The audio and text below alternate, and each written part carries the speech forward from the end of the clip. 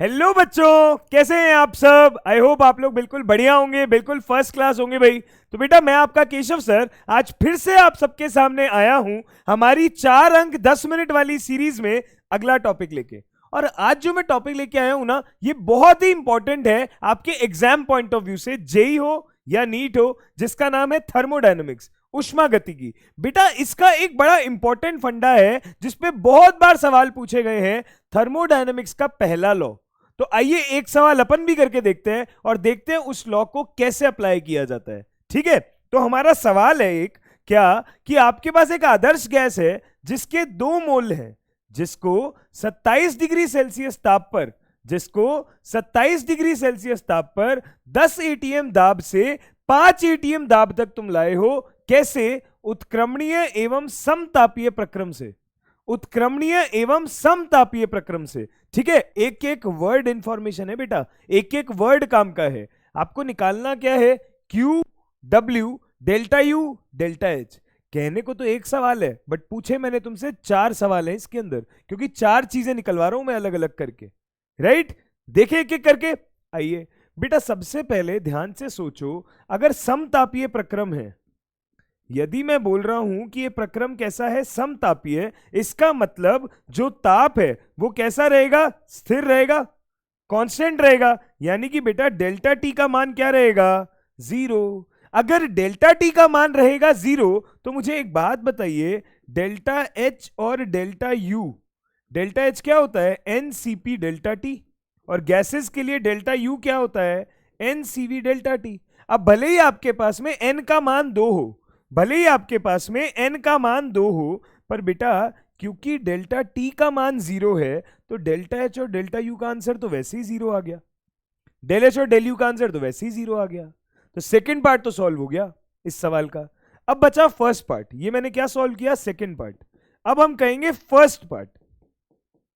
बेटा Q निकालना है और W निकालना है। मुझे एक बात बताओ, उत्क्रमणीय समतापीय प्रक्रम है, तो W का फॉर्मूला क्या होता है समतापीय प्रक्रम के लिए? हम बोलते हैं उत्क्रमणीय समतापीय प्रक्रम के लिए W का फॉर्मूला होता है -nRT ln P1 by P2।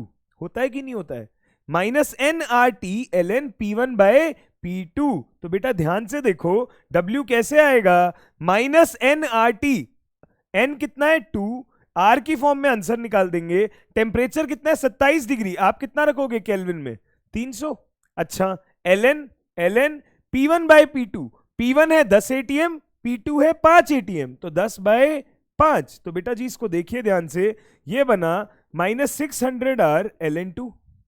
बन गया क्या? ठीक है जी। अगर कैलोरी में देना है तो R का मान कितना होता है? 2 कैलोरी। अगर R का मान होता है 2 कैलोरी, तो W कितना आ गया? -1200 ln 2।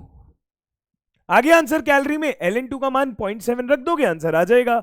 बात है सॉल्व कैसे करेंगे। अब बेटा W आ गया, डेल्टा U आ गया, डेल्टा H आ गया। अब सवाल आता है Q कैसे निकालें? क्या सवाल आता है? Q कैसे निकालें? मुझे एक बात बड़े अच्छे से बताओ, क्या तुम्हें पता है क्या कि थर्मोडायनेमिक्स का फर्स्ट लॉ क्या होता है? थर्मोडायनेमिक्स का फर्स्ट लॉ क्या होता है? FLTD का मतलब फर्स्ट लॉ ऑफ थर्मोडायनेमिक्स, ऊष्मागतिकी का पहला लॉ। क्या होता है पहला लॉ? बेटा पहला लॉ होता है आपके पास delta U is equal to Q plus W। और बेटा ये हर तरीके के प्रक्रम पे लागू है, हर तरीके के प्रक्रम पे ये नॉर्मल लॉ है। सही बात है। अगर delta U Q plus W के बराबर है, तो एक बात बताइए, आपके पास अभी कैसा प्रक्रम है? समतापीय। क्या एक समतापीय नाम का ही प्रक्रम होता है क्या? नहीं भाई, अलग अलग तरीके का प्रक्रम होता है। कभी ताप स्थिर होता है, कभी आयतन स्थिर होता है, कभी दाब स्थिर होता है, कभी ऊष्मा का मान कैसा होता है? 0। तुम्हें सब तरीके के प्रक्रम पता है? ठीक है जी। अभी तो समतापीय है। अगर अभी समतापीय है तो तुम्हें पता है समतापीय के लिए अभी अभी पीछे सॉल्व करके आए हैं, डेल्टा U का मान कितना होता है बेटा? 0। अगर डेल्टा U का मान होता है 0, तो ध्यान से देखिए, अगर इस इक्वेशन में पुट करेंगे तो Q का मान किसके बराबर आएगा? -W के बराबर आएगा। Q का मान किसके बराबर आएगा? -W के बराबर आएगा। अगर Q का मान -W के बराबर आएगा, बेटा W का मान तो तुम निकाल चुके हो, -1200 ln 2। तो Q का मान क्या हो जाएगा? Q का मान हो जाएगा -1200 माइनस 1200 ln2, किसमें? कैलोरी में। तो Q का आंसर क्या आएगा? Plus 1200 ln2 calorie.